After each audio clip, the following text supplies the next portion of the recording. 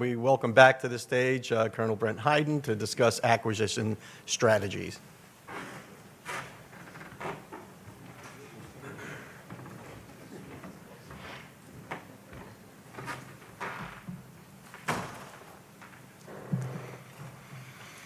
Thank you very much, ma'am. As mentioned, I sped through my thank yous earlier. There's a sizable contingent of Corps of Engineers here today. I'll say that we've had a lot of robust discussions on this exact subject with the Corps of Engineers. We've not quite gotten to a final things we agree on everything, and I'll be very careful not to say things that are taking your position. We're not quite there yet in every case, but we've got a lot of fidelity, enough certainly to come to you guys and talk about things that we're going to be putting on the street in the near term. I'm the third director of the PMO. I have the best job, I'm going to say, of any engineer in the Air Force. Sir, you've got a great job. Ma'am, you've got a great job. I get to be tactical. This is the opportunity to fundamentally do things that are mattering for this Air Force now and in the future is amazing. So as the third director of the PMO, my job is fundamentally different than that of either Colonel Pat Miller or Colonel Scott Matthews before me. Pat ran Task Force Phoenix and focused on those immediate actions needed on the ground after the hurricane. Think dudes with chainsaws, getting trees off roads, bringing water back, bringing life, health, safety, immediate things. Task Force Phoenix was amazingly successful, saving as many facilities as they did. Scott Matthews followed and started the expedient construction needed to reconstitute the flying mission and start bringing airmen back to the base. One of the talking points that Colonel Laidlaw did not bring out today was that the commissary was open in time for Thanksgiving, and the BX was open in time for Christmas shopping. That's astounding. That's a testament to all the great things that everybody was doing on base at that time. So the PMO's success, along with the 325th Fighter Wing partners in those missions, enabled the significant progress which we have had to date. In the 6 months that I am fortunate enough to have this job, my primary role is to put in place the long-term design and construction capabilities for this massive rebuild program. We're right now putting in place that capability that once Congress gives us the green flag, we have to be ready to do this rebuild and do it fast. That's going to be a key driver behind a lot of the things I'm going to be telling you about. This brief will lay out for you where this program is going and what near-term actions you can expect to see hitting the street.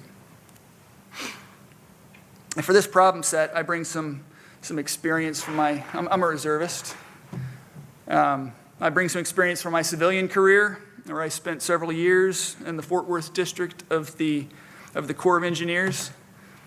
On the Braco 5 construction surge, we operated successful PMOs for major, maybe taking too much credit saying we operated. We participated in broad PMOs for major construction programs in both San Antonio and Fort Bliss.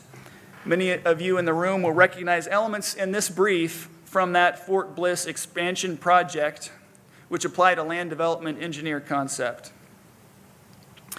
We're also applying lessons learned from the San Antonio Joint PMO at that time, as well as a little bit more recently the Camp Humphreys program, the recent 35 program at Lake and Heath, and a few others.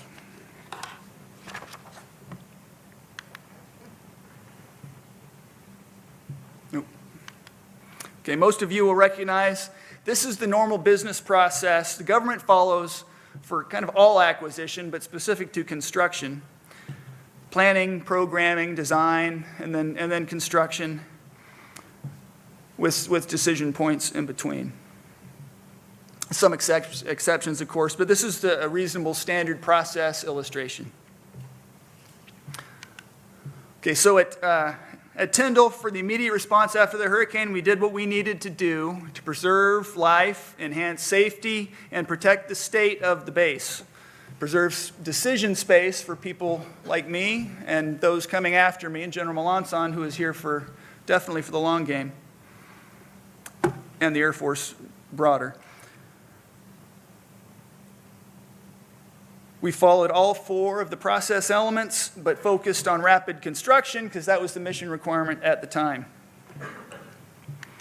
So this was followed by mission reconstitution, where we focused on expedient actions, make the base habitable for people, and enable airfield mission sets to return. As we go forward with the FY19 programs, we'll do this with those projects which we are able. As mentioned, the FY19 FSRM funding is now, what's the word, cut off? Capped. So we're reflecting the rest of that program for this year as unfunded requirement. This consists of demolition of many facilities, construction of swing space, construction of temporary facilities, and some few milcons which are not within the physical footprint of the 3 main planning areas. Now I say FY19 milcon, it's not really a program of record, it's really more milcon that we could accelerate into FY19. Simultaneously, we are finishing up the fast-paced installation development plan that we talked about very recently. As noted, it consists of 3 main planning products and represents the bulk of the rebuild program. In truth, we didn't wait for the final planning product. We were able to launch the requirements development process using some of the significant preparatory work products and analytics from the planning process before it was complete. We have refined cost estimates at this point based on interim planning results, and that $3 billion number is now a little bit smaller. As we reach maturity in our 1391s, we are able to move forward into design phase as we identify planning and design funding. A little bit more on that later. With completed designs or design build RFPs, as will be more often the case in this program, we'll move forward into construction. I like this layout because I think it tells the story of all the moving parts, how the different programs all fit together to generate a product that fits the needs of the Air Force at any point in time.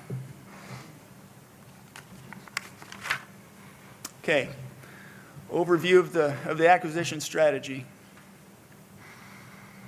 This is a huge program, and maybe it's more like a $2.6 billion bill than a full $3 billion. We're still working through programming and refining some of the cost estimates. However, the challenge is fundamentally the same. This is a lot of placement very quickly. That alone is a unique challenge in MILCON. Several slides from now, you will note the program years of much of the rework, and we are targeting a lot of it into, you'll see. We have had active flight line operations for several months at this point, and the Air Force is already considering what airframes can return to Tyndall in the near term. Colonel Laidlaw talks a lot about how many people are already back at the base. Tyndall is both unique and Tyndall is valuable to the Air Force, to our national defense, and the number of people in active missions are only going to go up. So take this in the abstract. I'm a project management nerd, a couple other kinds of nerd too. This is an extremely interesting professional challenge. How does one accomplish that requirement with that complexity? The answer is to think like a project owner and start partnering with industry. We've started that dialogue with Industry Day #1. We're continuing that here today. Very soon, you'll start seeing some sources sought go out on the street to shape our acquisition planning. We need to package the contracts smartly, and we need unified, integrated effort starting in the design phase, which will carry through into construction. One thing I'm very sure of, the Air Force cannot be the prime contractor on this job, which is what'll happen if we're not very careful about how we structure these contracts. As we go through these slides, please make allowance if I slip up and say something will happen. In truth, much depends on the pace of appropriation. You heard Mr. Henderson talk extensively on that earlier. FSRM matters, MILCON matters, P&D is a subset, planning and design money is a subset of MILCON, and although there's a little bit different constraints on a little bit different, we can use P&D with a little bit more flexibility than line item MILCON, there's still overall constraints. Also, as mentioned, some things that the Corps of Engineers and my team haven't quite gotten to the point of agreeing on what the art of the possible is. But we've got a good collaborative relationship and dialogue going on.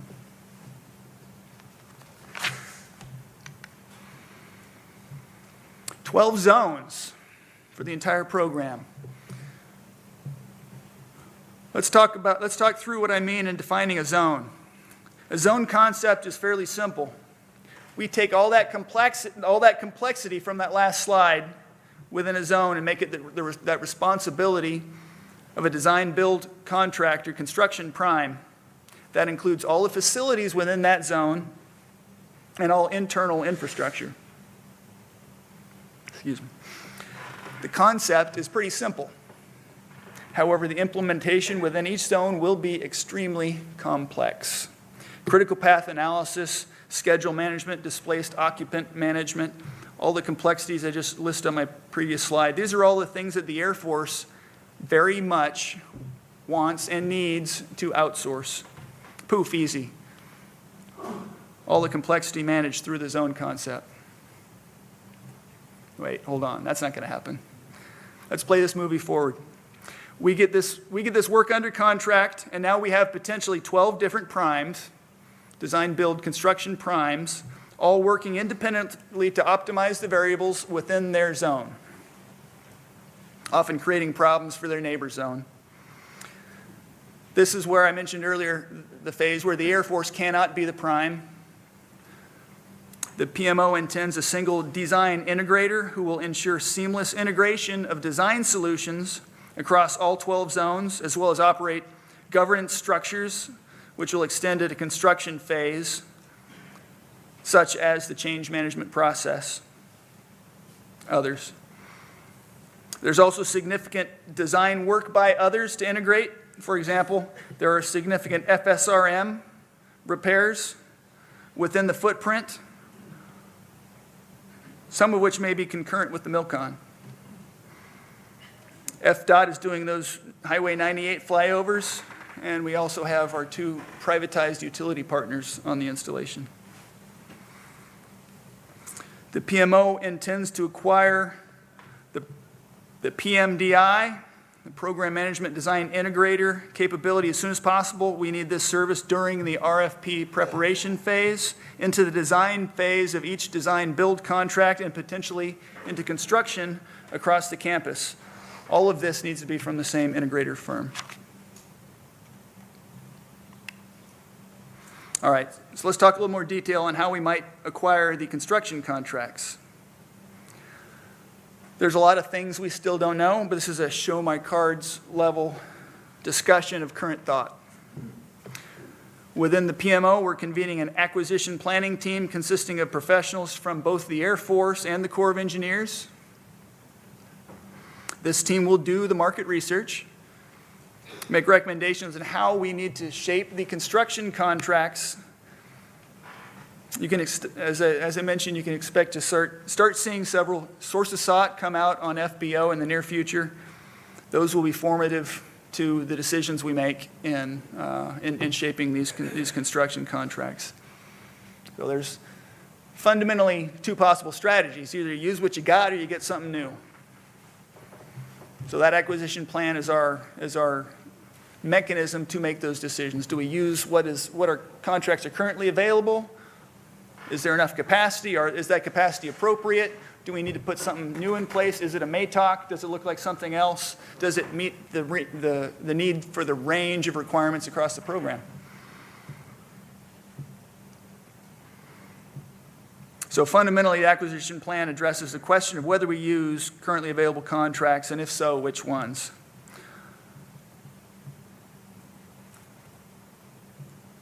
Whether we need to put a new MATOC in place specific to this massive program.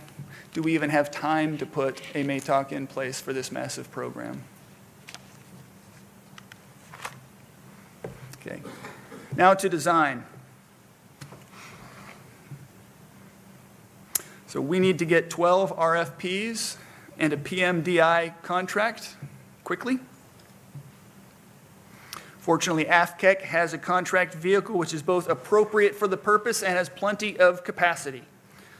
Corps of Engineers Mobile and probably Savannah, almost certainly Savannah, and maybe several other districts will execute these contract actions for us with decentralized ordering officer authority off the Air Force contract.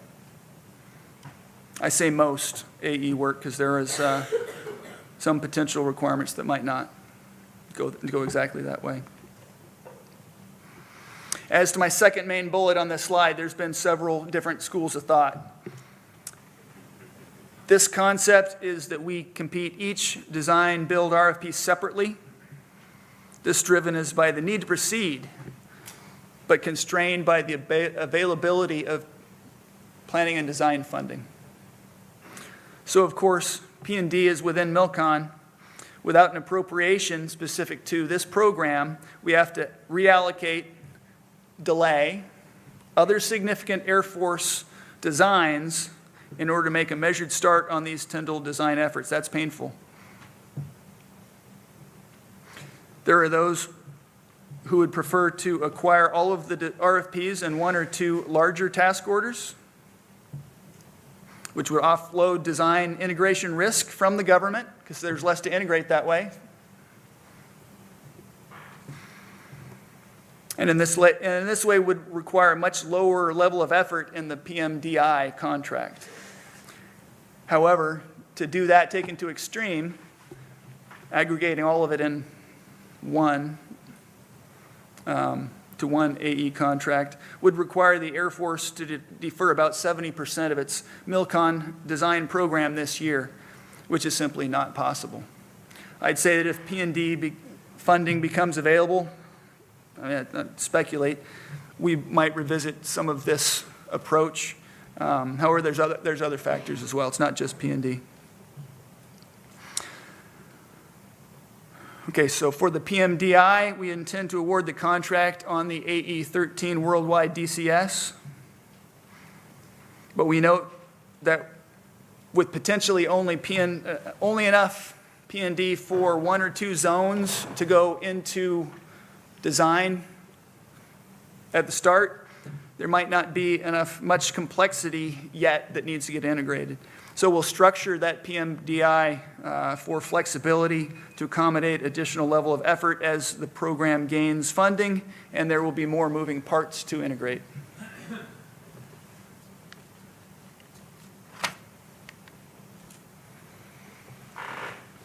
Okay, small businesses. Many of the small businesses in the audience will be eager to hear how this zone approach does maintain opportunities for you to participate. The first point I'll offer is that this regional economy is already saturated by hurricane recovery work and will remain so for several years. As Tyndall surges $3 billion of construction placement on top of this regional demand for labor, we expect labor rates will go through the roof, similar for materials. Significant non-zone FSRM work showing on this slide. A little bit more on that later. As to specific engagement with small business, in our system, we don't get credit towards small business goals for work awarded through subcontracting plans on an unrestricted contract. I submit that we in the government need to be less concerned about getting credit and figure out what a good faith engagement with small business partners really looks like, where we maybe don't get that credit. So there's a not so subtle message on this slide targeted at all the large businesses in the room. While you're here today, get as many local business cards as you can. Those guys will be your best friend if you win some of this work. And the relationships you start establishing now might just be the competitive basis for the work that you do win. Okay, I'm a picture person, so I'm going to do an illustration of all the moving parts I just described in the last 2 slides and how we think it'll play out over the next 2 years. As this builds, each wedge of pizza is a zone. So our first efforts will be the PMDI base award and the RFP preparation for the first zone. That's a design contract. Probably 2 separate actions, but AFCEC may have found enough P&D sufficient for both. So we intend to issue those 2 RFPs or 1 RFP to the AE13 DCS pool as quickly as we are able. Anticipate next, the Air Force may reallocate a broader chunk of P&D. That's speculative. That's Brent Hyden speculating. Rolling this forward, thus letting us issue a few more RFPs onto the pool so that we can develop more of the necessary design build RFPs that'll get us into the starting blocks. You can expect that these would probably include the infrastructure zone and the F-35 zone, both of which are on the critical path. Note that we may also go ahead and award the full PMDI option at this point, depending on our assessment of program complexity under contract. And there's several different ways we could do that by mod, structured with an option up front. Really depends on the pace of complexity. So next, maybe we get an even broader allocation of P&D, perhaps coming from beyond the Air Force. This will allow us to put the rest of the design build RFPs under contract. A comment on that PMDI complexity. There's a lot of permutations on how we source this overall design effort.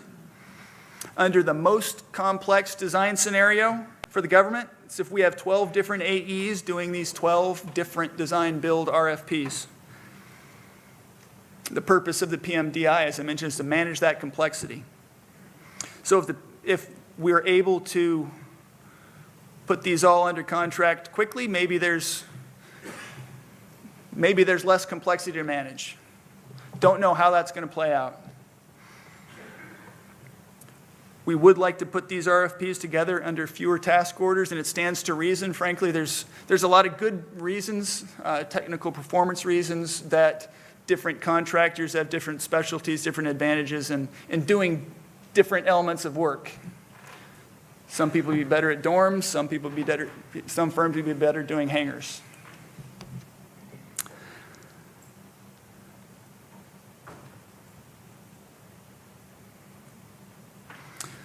So from there, as each AE firm delivers us RTA packages, we put them on the street and award design build contracts as discussed in our acquisition strategy. So those are significant MILCON awards each there as we jump in and proceed to get the entire program under award.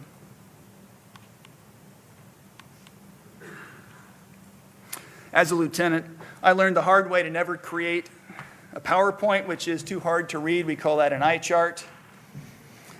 Somebody on my team pointed out this morning that we may have made the world's first legitimate eye chart.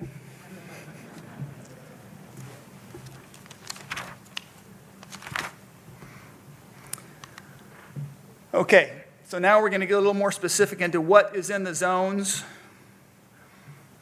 what the zones are, and what is in the different zones. Each of these zones is a different size. They range from fairly small, which would likely fit into a restricted pool, to others which approach $500 million of program amount. I pulled out all the Milcon dollars off this slide and have characterized each zone as either small, which is generally less than $50 million, as medium, which is generally between 100 and 200 million, or large, which is generally between 300 and 500 million. And that those are fuzzy crayons. As we go through each of these zones, we'll be talking about the types of construction in each zone. My purpose in laying this out is to enable each of you to start thinking about what your corporate focus area, what you want to strategize, what you're good at. Start putting together teaming relationships that you might form to help make you more competitive and help accomplish the work, help win and accomplish the work.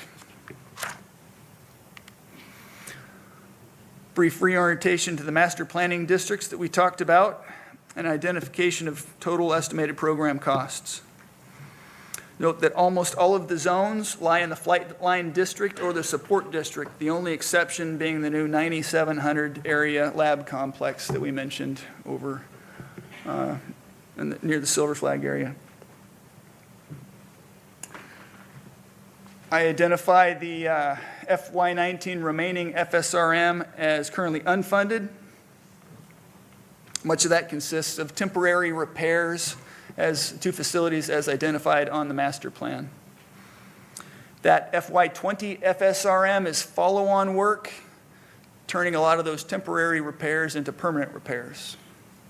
So there will be significant opportunities in that. Don't try to line up the math on the next few slides with the FSRM on this. There's too many moving parts and the math does not line up.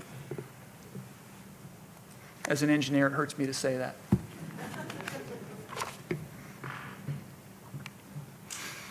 Okay, here's a graphical layout of the zones. Note that we have identified the MQ9 zone on this map, although it is not referenced elsewhere in this brief. The MQ9 is strictly speaking not part of the rebuild because it's already a program of record in the POM, independent of the rebuild. We show it here for integrity in the master planning process. We need to identify where it fits in the geography of the plan. Also note that the MQ9 is on the main runway, as mentioned earlier, and not on the drone runway as it's been shown in some of the preliminary EIS for that action.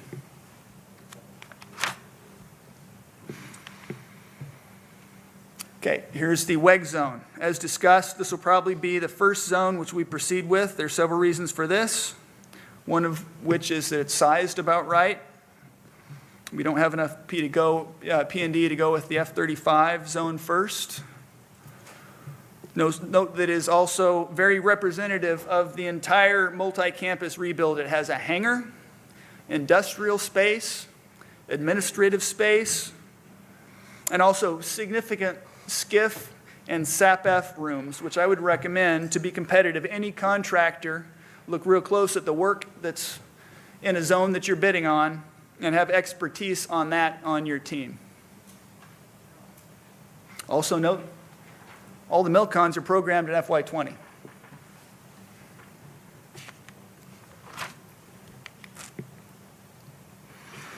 F-35 zone is extremely important, and it is one of the primary drivers of the critical path for the entire rebuild program. As mentioned earlier, it's on the west end of the flight line. It includes several hangars, a lot of pavement, significant industrial space, and admin space.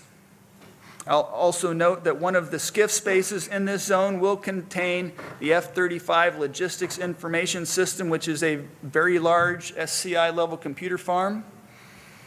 Significant communications requirements needs to be in place for several months for commissioning before arrival of the first F-35 airframe. Also note the fiscal year, which these are all programmed in FY20.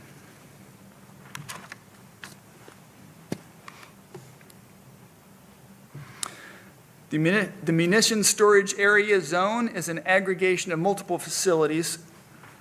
So we have organized multiple smaller facilities which we've organized into a zone. However, I note these numbers reflect a project size which is within bonding capacity of a small business, and so is a likely candidate for inclusion in a set-aside pool, targeting into a set-aside pool.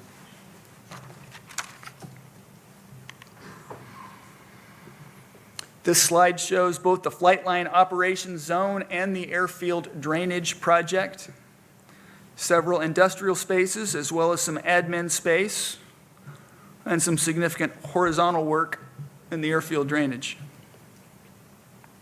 Also, common theme, programmed in FY20.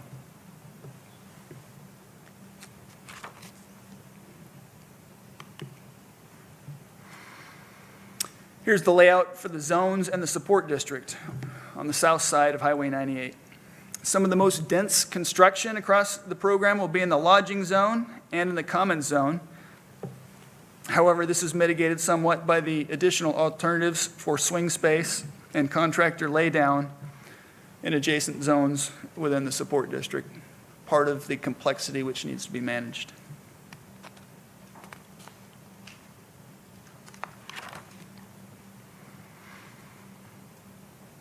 As one might expect, the admin zone has admin spaces, but please note there's also several industrial spaces and the small arms range.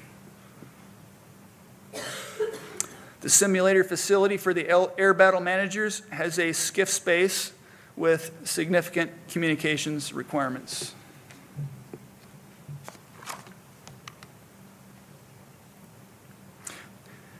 Within that same zone, the admin zone also has quite a few FSRM-sized projects. We're showing them here as FY19 because that's our requirement. But now that we're out of FSRM, we'll figure out when we acquire it. Not FY19, it'll be as soon as we can. Note that while these are all repair, renovate projects on primarily administrative facilities, they also do contain some skiff and communications requirements.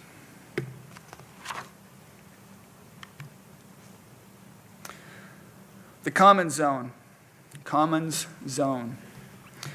All administrative and commercial with just a little bit of light industrial with the auto hobby shop.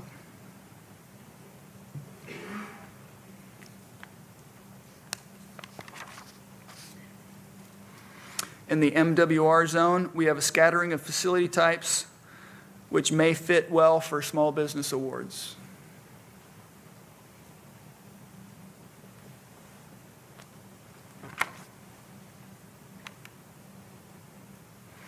Okay, there's only a few projects in the dorm and lodging, but much floor space.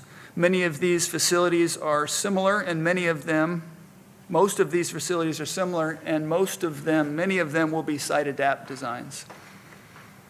Note the fiscal year is FY20.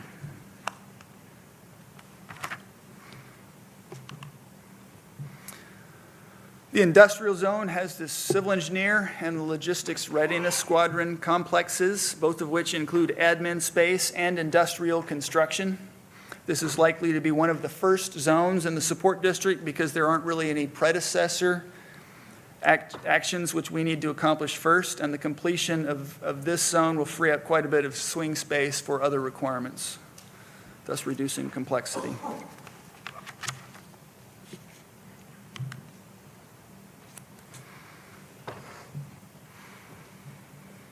We have defined an infrastructure zone. This does not include localized infrastructure elements which lie interior to major zone areas that we've been discussing.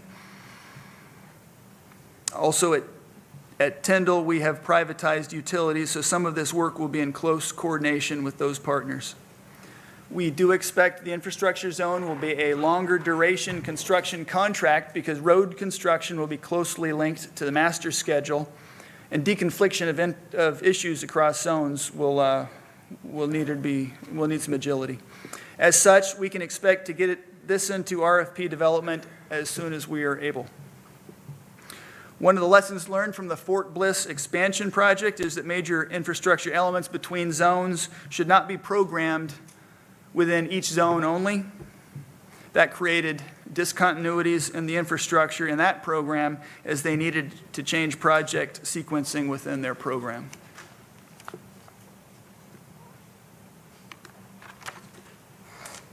We talked about the AFCEC research campus in my earlier presentation. That zone also has 2 other significant facilities with a fire station and several administrative and light industrial facilities in the Silver Flag area.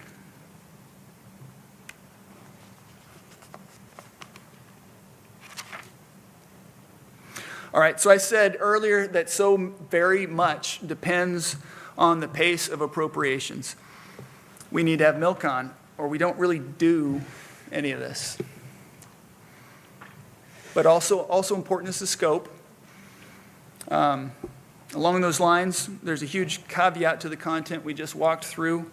If we get an appropriation that is not full scope or focuses us on some of these areas, we may well be re-articulating some of these zones, tweaking some of them to include, like significantly downscaling or upscaling the lodging zones.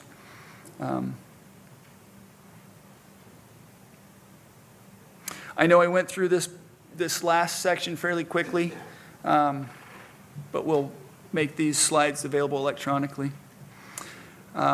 Before I get off the stage, I want to take a minute to thank my team on the PMO.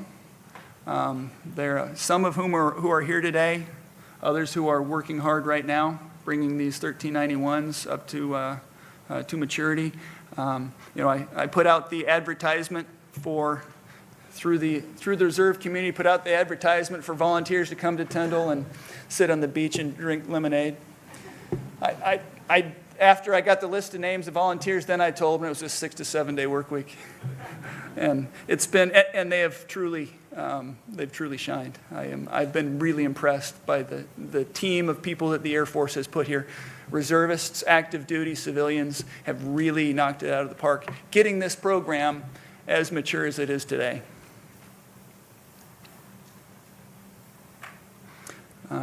I'd like to thank all of you for your attention, and I will be on stage for the panel Q&A discussion, which will be coming up shortly and then available afterwards. So thank you very much for your attention.